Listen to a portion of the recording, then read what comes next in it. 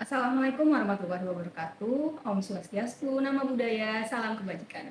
Perkenalkan, nama saya Anadiana Nurlayla. Saya peserta Latsar CPNS dari Kementerian Pelindungan Pekerja Migran Indonesia.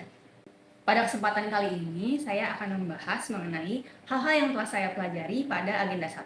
Agenda 1 terdiri dari 3 modul.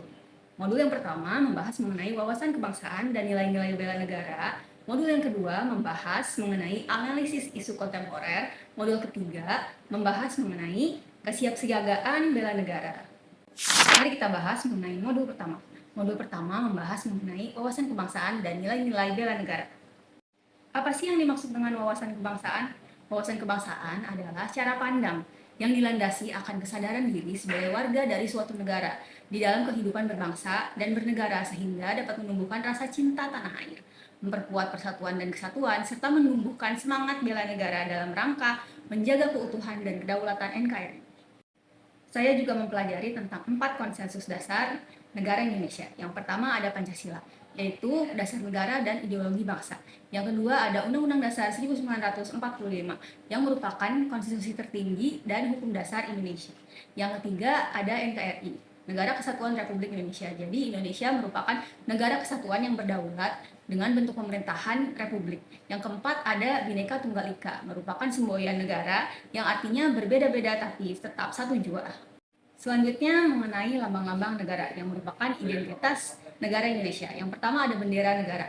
Bendera negara adalah sang merah putih. Yang kedua ada bahasa negara adalah bahasa Indonesia. Yang ketiga ada lambang negara adalah Garuda Pancasila. Yang keempat lagu kebangsaan Indonesia adalah Indonesia Raya. Selanjutnya mengenai hierarki peraturan atau undang-undang di Indonesia. Yang pertama ada Undang-Undang Dasar 1945, selanjutnya Ketetapan Majelis Permusyawaratan Rakyat atau TAP MPR, yang ketiga yaitu Undang-Undang atau Peraturan Pemerintah Pengganti Undang-Undang Perpu, yang selanjutnya adalah Peraturan Pemerintah PP, yang selanjutnya ada Peraturan Presiden yaitu Perpres, selanjutnya ada Peraturan Daerah Provinsi, yang selanjutnya adalah Peraturan Daerah Kabupaten dan Kota.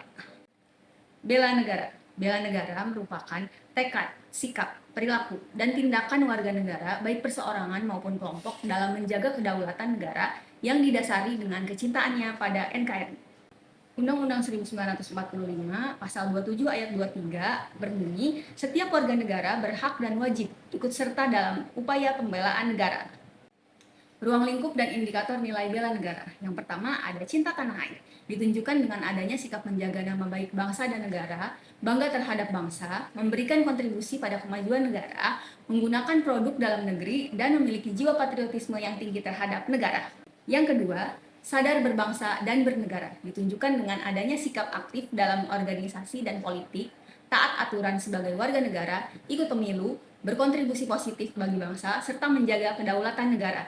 Yang ketiga, setia pada Pancasila sebagai ideologi bangsa, ditunjukkan dengan adanya sikap memahami, meyakini, dan mengamalkan Pancasila sebagai dasar negara serta pemersatu bangsa, serta terus mengembangkan nilai-nilai Pancasila.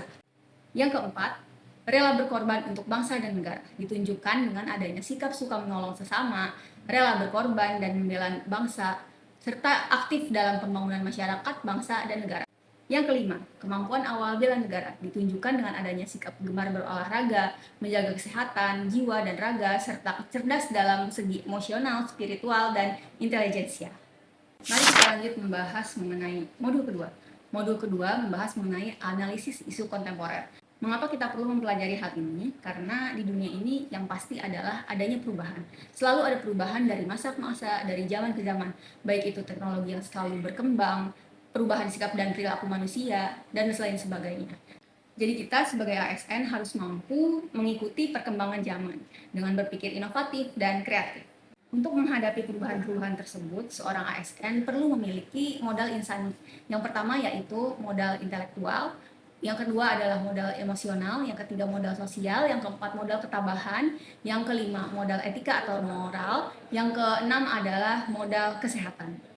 Lalu isu-isu kontemporer yang saat ini sedang terjadi, contohnya adalah korupsi, penyalahgunaan narkoba, terorisme, radikalisme, money laundering, proxy war, dan serta cybercrime. Saya juga mempelajari tentang teknik analisis isu. Ada yang disebut dengan isu kritikal. Jadi, isu kritikal ini dibagi menjadi 3 kelompok. Yang pertama ada isu saat ini yang merupakan current issue. Yang kedua ada isu berkembang atau emerging issue. Yang ketiga ada isu potensial atau potential issue. Selanjutnya ada teknik tapisan isu, yaitu teknik yang digunakan untuk menyaring berbagai isu yang muncul supaya dapat menentukan mana yang paling penting untuk segera ditangani. Ada banyak teknik tapisan isu. Yang kita pelajari ada dua. Yang pertama AKPL, yaitu aktual kehalayakan problematik dan kelayakan. Yang kedua ada USG, yaitu isu dinilai berdasarkan tingkat urgensi, seriusness, dan growth. Selanjutnya ada alat bantu yang dapat kita gunakan untuk lebih memperdalam isu yang telah kita tentukan tadi. Ada alat bantu mind mapping, diagram fishbone, analisis SWOT, tabel frekuensi, analisis kesenjangan, atau sekurang-kurangnya kita bisa menerapkan kemampuan berpikir hubungan sebab akibat. Selanjutnya mari kita membahas mengenai modul 3. Modul 3 membahas mengenai kesiapan bela negara.